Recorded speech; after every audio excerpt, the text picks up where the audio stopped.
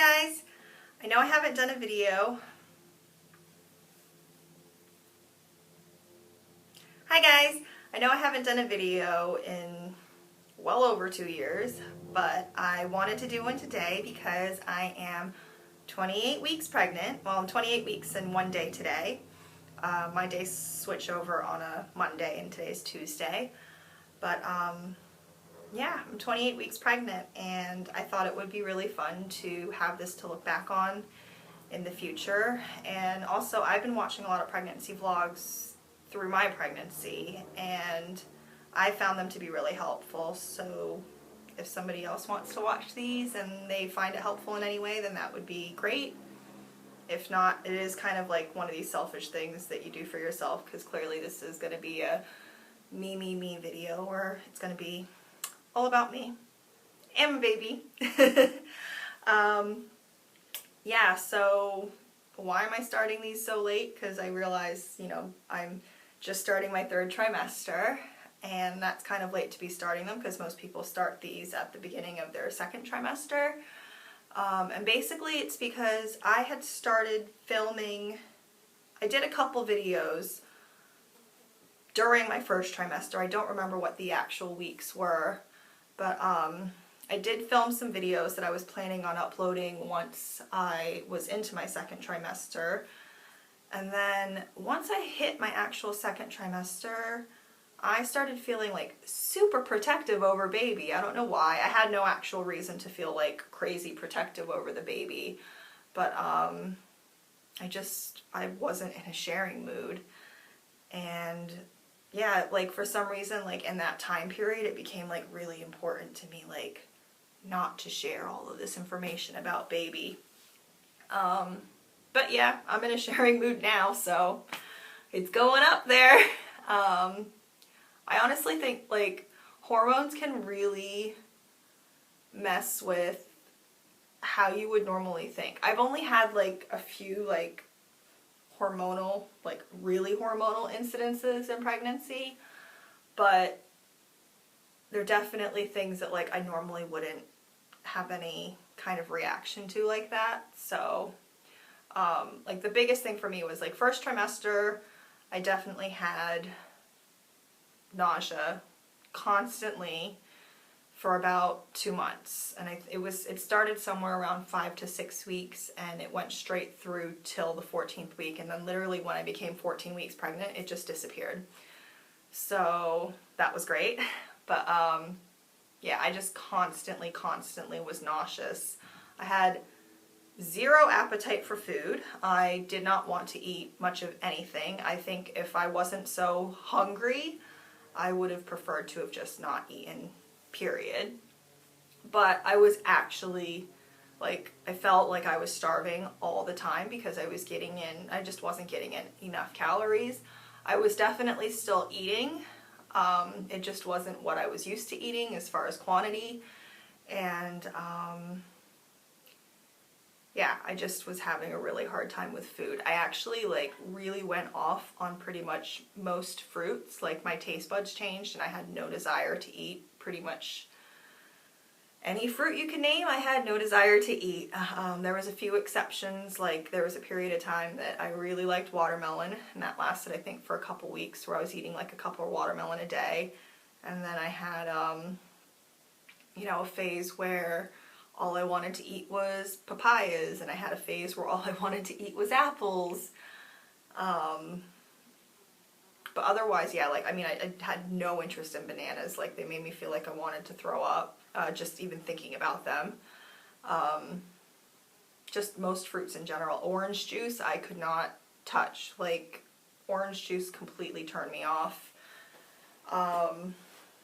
Yeah, so it was definitely challenging because I found myself eating cooked meals at times of the day that I normally wouldn't want to eat a cooked meal.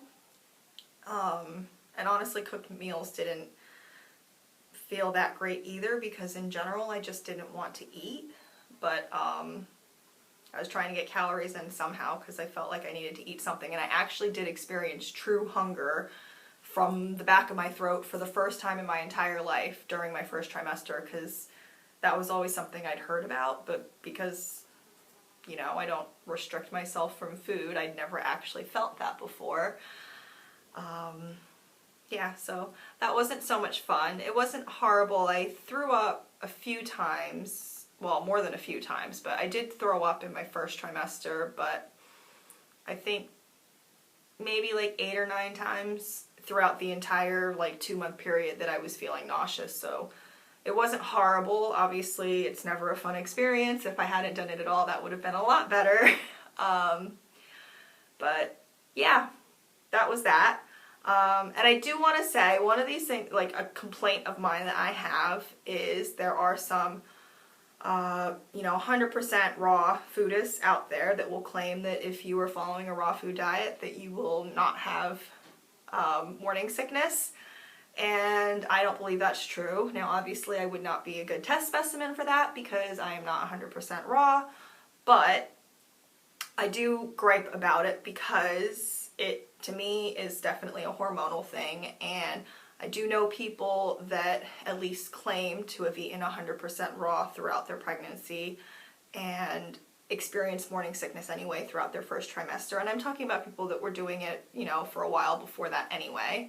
And then, you know, there's people that eat standard American diet, like crap food all day long that don't get morning sickness. So I don't think it's right to just say that it's because of the diet, and I don't think you should feel bad if you get morning sickness as if you're bringing it upon yourself. So that's a gripe. That's me doing a sob story. But yeah, into my second trimester, I have felt really good basically since the first trimester. So the second trimester was no complaints. Like, I mean, I basically, the only symptoms I really had was the breathlessness that you get from having a lot more blood in your body. So you've got like 50% more blood volume than normal. So you've got a lot more blood to oxygenate, and even though it feels harder to breathe, you actually do naturally breathe in deeper than you normally would. So even though we sound breathless all the time, we're actually taking in more oxygen. It's just more work for the body. So I've had the breathlessness, and just in general, like, obviously I'm a bit slower getting around, but not horribly so. I like to think that I could do anything that I could before, but that's probably not really true. Yeah, but my second trimester was pretty great. Like, I did have just maybe a couple weeks ago, not even, so like getting close to the third trimester but still in the second trimester, I did wake up one morning where I went to stretch, and when I went to stretch my legs, I got really, really, really bad leg cramp, which I would call a Charlie horse, but I guess my husband, because we're in the UK, they don't call them Charlie horses here, so he'd never heard of that before. So I'll say leg cramp in case other people don't know what a Charlie horse is. But I had a really, really bad leg cramp that is supposedly a fairly common pregnancy symptom. Yeah, so my husband actually had to get out of bed and like flex my foot for me, because even though in reality I could have flexed my own foot, it was just one of those situations where it hurt so bad that like in that moment you feel like, I felt like my calf muscle would explode if I moved. Really fun feeling, really fun. But I'm pretty sure, I'm not positive, I'm pretty sure that that was related to how I was sleeping, because I happened to get the leg cramp after the first night that I was like, I'm just going to sleep on my left-hand side, because I've heard about positioning. Like the best position for the baby when you go into labor would be for it to be on your left-hand side, obviously head down, with its face slightly facing your back, so that you don't go into back labor, because back labor is supposed to be very painful. I mean, birth is obviously supposed to be painful in general, but I'm actually not worried about that at the moment. That could obviously change the closer I get to my due date, but yeah, at the moment I'm actually really calm about birth and the birthing experience, so that's a non-issue for me at the moment. Thank goodness. I've done lots and lots and lots of reading on it. But back to my point. So I was sleeping on my left-hand side because before that I'd been switching from my left-hand side to my right-hand side throughout the night. Basically every time I would get up to use the toilet, I would switch over and sleep on the opposite side to whatever I'd been on before that. And because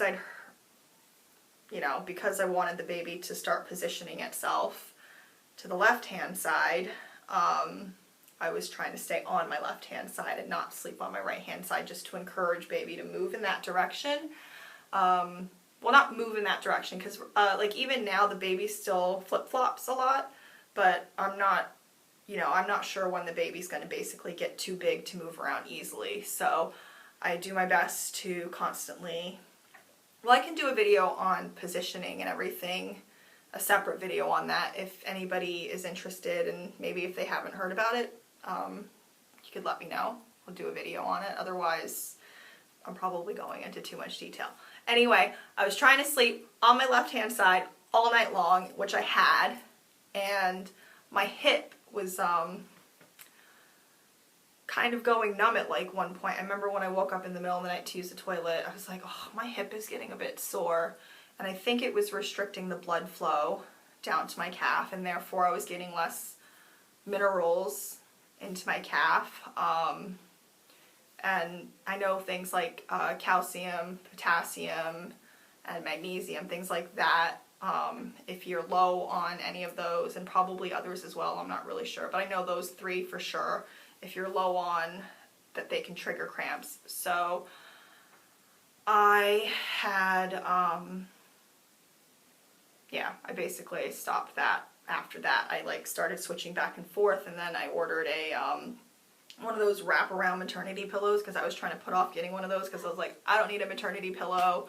I'm only going to use it for a short period of time. I'll just use my other pillows and stack them up underneath me. But I ordered a maternity pillow so I could at least stay on my left-hand side without having the hip pain, and that's been working. And I did also get some magnesium oil made from, I think it's magnesium chloride that absorbs the best transdermally.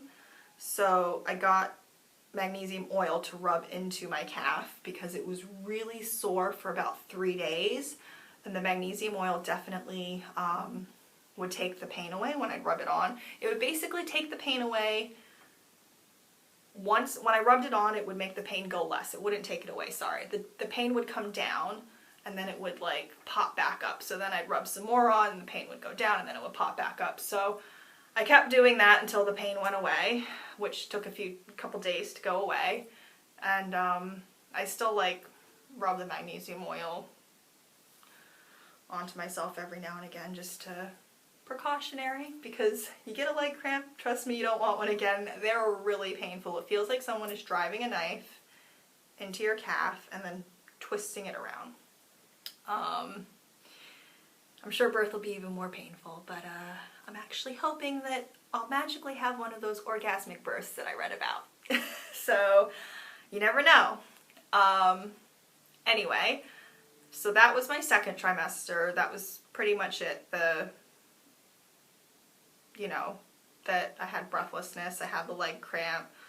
I didn't really have other issues in my second trimester really that stick out in my mind. I'm sure I had like little niggling things. I did have a hormonal breakdown one night where, yeah, okay, so I had a very serious hormonal breakdown. It was the only one I had that was like really crazy, like that was really abnormal for me, and it was definitely hormones.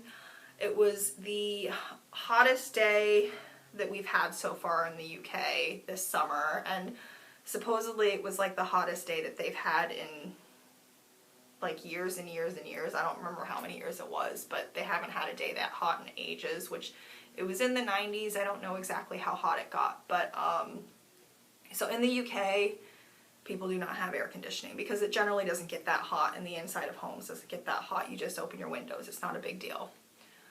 So anyway, it was really hot that day. It was like 90 some odd degrees. It got really humid that night, and I was sleeping. I woke up, so I wasn't sleeping, to use the toilet. I use the toilet a lot in the night, I think I usually wake up 3 times, but then I'll also go, of course, as soon as I wake up in the morning. So anyway, I'd gotten up to use the toilet, and when we'd gone to sleep, we hadn't turned the fan on because it didn't feel that serious. But I remember my husband was sleeping in bed, and he was sleeping in a funny position where he had his feet together and his legs up, so his knees were coming out, and it was obvious he was hot, because who sleeps like that? I mean, nobody sleeps like that, and like he never sleeps like that. So it was obviously because of the heat that he was trying to keep himself aired out. So he kind of stirred when I got out of the bed, so when I'd come out of the toilet, I was like, can I turn the fan on? I don't even know why I asked permission, because I don't need permission, but I asked if I could turn the fan on, and he was like half asleep, and he's like, no, don't turn the fan on. So I got back into bed, and I just felt really hot, and I think I like tossed and turned for a few minutes, and then I got out of the bed and I left the bedroom. I don't know why, but for some reason in my mind I was like, it's gonna be cooler if I go into the living room. So I walked into the living room, and I was standing around here somewhere, and it was hot. And in my head I was like, I'll get out of bed. I was like, it'll be cooler in the living room, and I'll like sleep in the living room if it's cooler, because I was just so hot. And because it was hot when I got in here, I just felt like I had no options, and I started bawling. And when I mean, like, I was like seriously bawling. So that woke my husband up, like woke him up, and he got up, and the funny thing is I don't think he remembers that I asked him if I could turn the fan on, but he comes out and he's like, what's wrong? Because like obviously like I'm bawling in the other room, like he has no idea what happened, you know? And I'm just like, I'm so hot, it's so hot, I can't sleep, I just want sleep.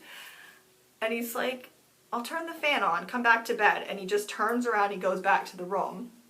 And I'm like still like bawling, and like I couldn't get myself to stop. So like he's like, I've got the fan on, come back to bed. And he said that a few times, and it just took me like a while to collect myself. I think like maybe like 5 minutes or something. But like it's not like 5 minutes isn't a long time, but like when you're just like crying for no reason, that's kind of ridiculous. So, you know, after about 5 minutes I went back into the bedroom, and you know, it felt a lot nicer with the fan on, of course. But having that like hormonal breakdown, I swear it affected my mood for like the next 2 days, because I just felt like not myself the next couple days. Like I felt really like just unhappy, even though I had nothing to actually be unhappy about. But it was almost like having all those hormones run through my body just affected my mood, and it was as if it took the 2 days for them to like come back down and like go away. I mean, I don't know if that's actually what happened, and you know, it could even just be in my head, or maybe I was upset about something else that I didn't realize. I don't know. But to me, that was like crazy pregnant lady moment that extended 2 days later. And I had like, you know, I've had moments where I've definitely been snappier with my poor husband, poor guy. I think I'm a bit better about not being snappy with other people, but I've definitely been snappier with him at moments than I normally would be. But that's not all the time. I mean, most of the time I'm perfectly happy and fine, but I think it's mostly like if I haven't slept well, or if my back is hurting me, you know, like it'll make me get like snappy. But yeah, I like to think that that's not that often, that I'm still a pretty happy pregnant woman.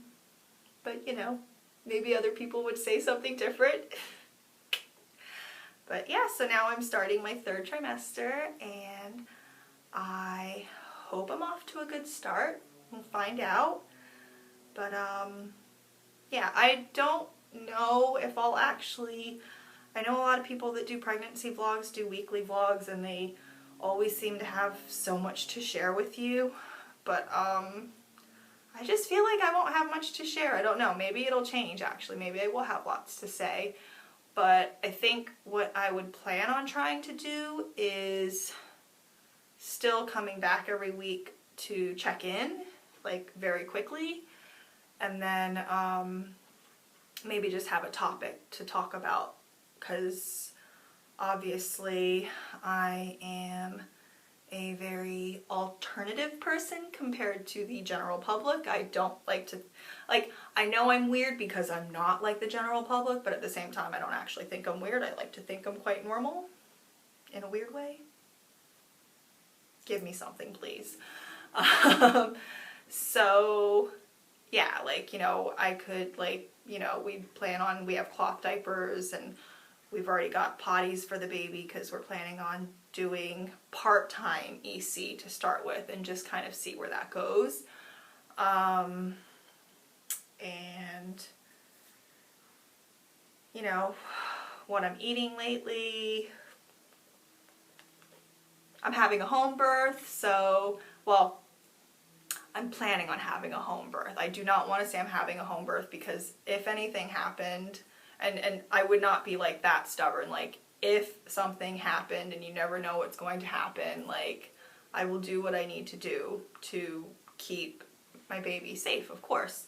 So I plan on having a home birth. I do not want to say that I am having a home birth, because I would probably then be like really miserable if that didn't work out, because I wouldn't have been prepared for any other options. So I plan on having a home birth so I can do a video talking about that. Baby wearing, we plan on, well, I say we, but I'm the one that's home all day, so I plan on doing, you know, skin-to-skin contact for as much as possible when the baby's first born, and we'll see how long that goes as far as skin-to-skin is, and I can share what I've purchased to help me with that, to do the skin-to-skin contact. Yeah, so I have like some different topics. I have more topics. Before I did this video, I'd like thought out what I had to say, and of course I can't remember, like I feel like I had like a good list of topics that I thought I could talk about, but now I can't remember any of them, of course. You know, I would blame it on pregnancy brain, but the truth of the matter is I would probably not remember anyway, like even if I wasn't pregnant, so yeah, sorry guys. But I'll show you my pregnant belly, because everyone does that, and that's like, okay, before I was pregnant, I'd seen pregnancy blogs before I was pregnant, and I always found the bump shots to be kind of creepy, just being honest. So if you're not a pregnant person and you find the bump shots creepy, I understand, because I found them a bit like, why does anybody want to look at a pregnant woman's bump? Like, but now that I'm pregnant, I love looking at the pregnant belly, because like, I just love it.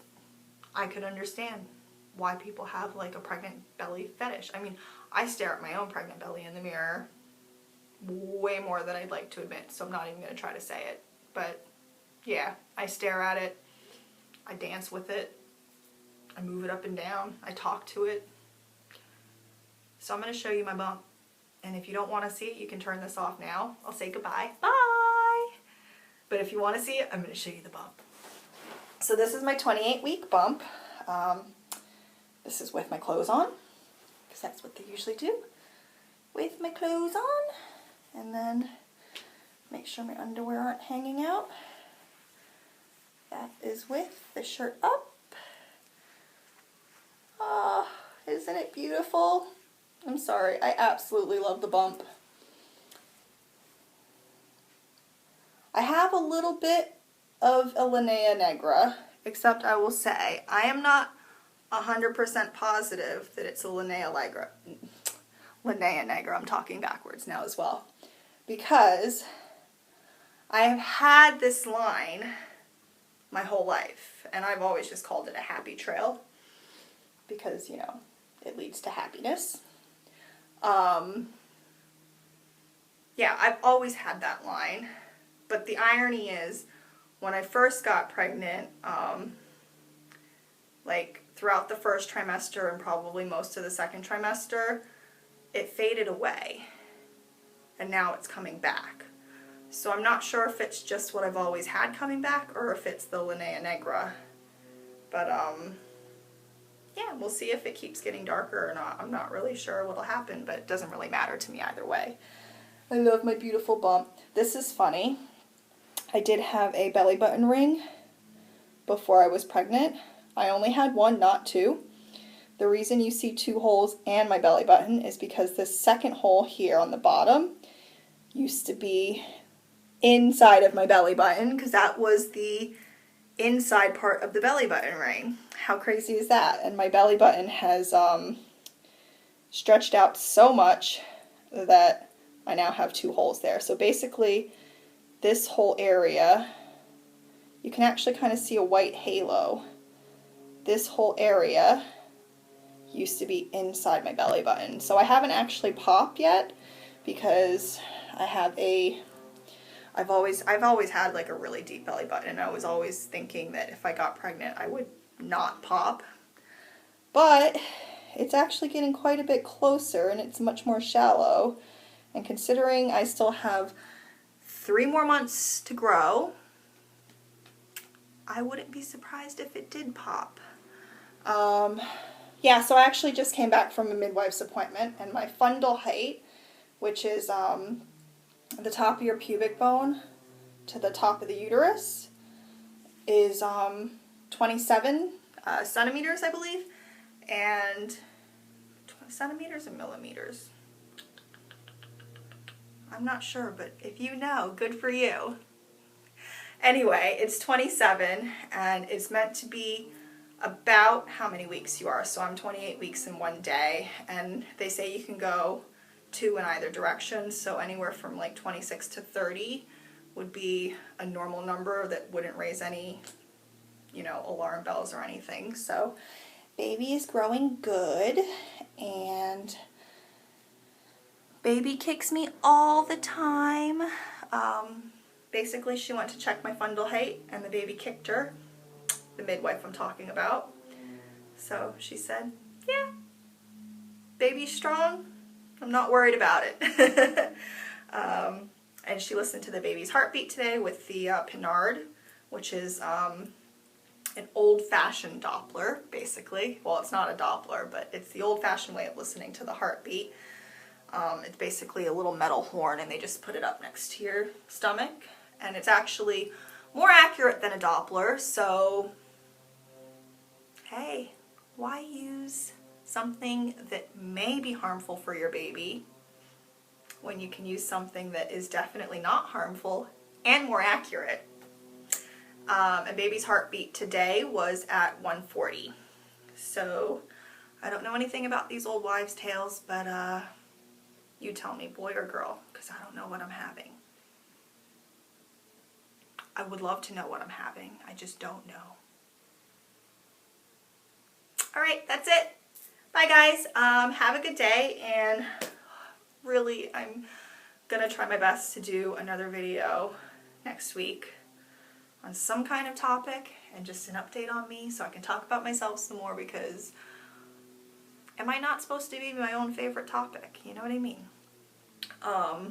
Yeah, and I'm sure I'll think of like all of the things that I forgot to talk about today, and then hopefully I'll take notes on that, because I'm sure somehow that I've just managed to talk for a really long time about absolutely nothing, and I've probably not hit any of the topics that I meant to talk about.